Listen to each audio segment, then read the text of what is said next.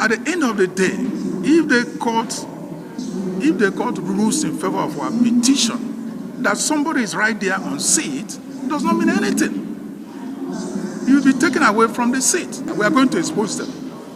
We will certainly expose them. Truly, Nigerians, there is no hiding place for the wicked. Watch this video to the end and help me share it.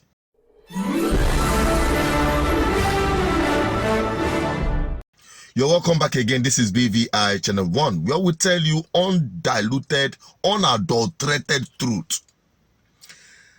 With what happened yesterday, a whole lot of Nigerians are having breakdown of emotions and in total disappointment, talking about the handover of Buhari to Tinubu that happened yesterday at the State House.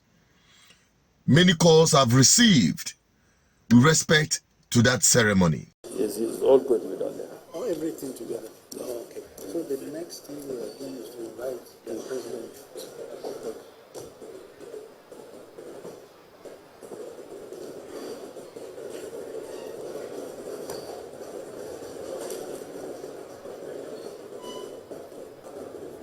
The transition documents are going to be handed over to the president-elect now by President Muhammadu Buhari.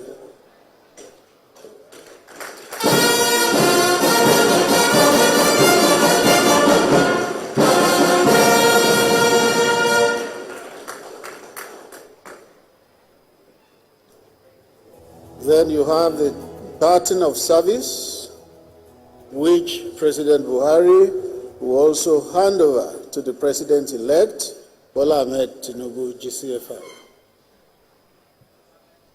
Good. Now, I want to tell Nigerians that you don't have any reason to worry about anything, because the height of this impunity, the height they have taken this impunity, will determine how hard and loud their fall will be. And it will happen very soon and swiftly.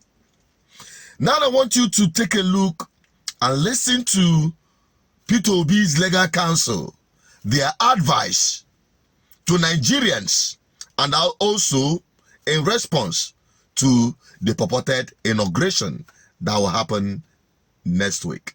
You see, we do not want to jump into a situation where we'll be chasing shadow and our petition will expire. We don't want to do that. The important thing is, at the end of the day, if the court rules in favor of our petition, that somebody is right there on seat, does not mean anything. You'll be taken away from the seat. It has happened in Malawi. It has happened in Kenya. These are smaller countries than Nigeria. So I don't see why it cannot happen in our country, because we will always get our feet wrong. That's the problem.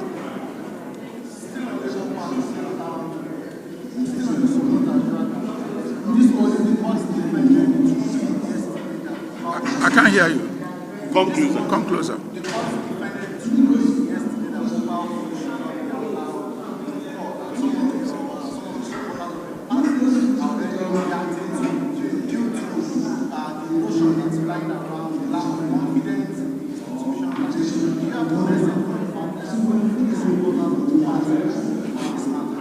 You see, we don't normally go back to what has been done. We are looking forward to how to prove our petition, and we believe we are going to prove it.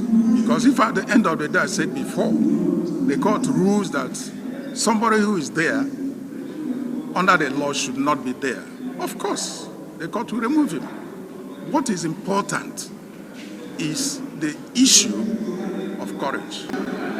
For the purposes of consolidation, the only thing important is that all three petitions, they are going to be heard together.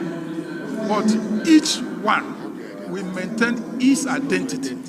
I hope you understand it. will maintain his own identity at the end of the day.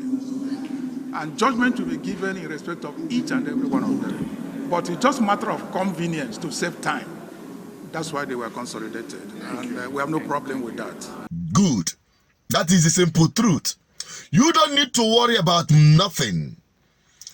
That Tinubu will be sworn in on Monday, 29th of May. To me, it's not a big deal. Some people are saying it has never happened. Some people are saying it is never in the character of Nigeria, especially with the level of impunity you have in the Nigerian state, that it will be impossible to take out Tinubu after being sworn in. I once had that notion, of which you don't blame anyone, especially when it got to do with this man, Tinubu, that is so desperate to be called the Nigerian president, not minding the cost.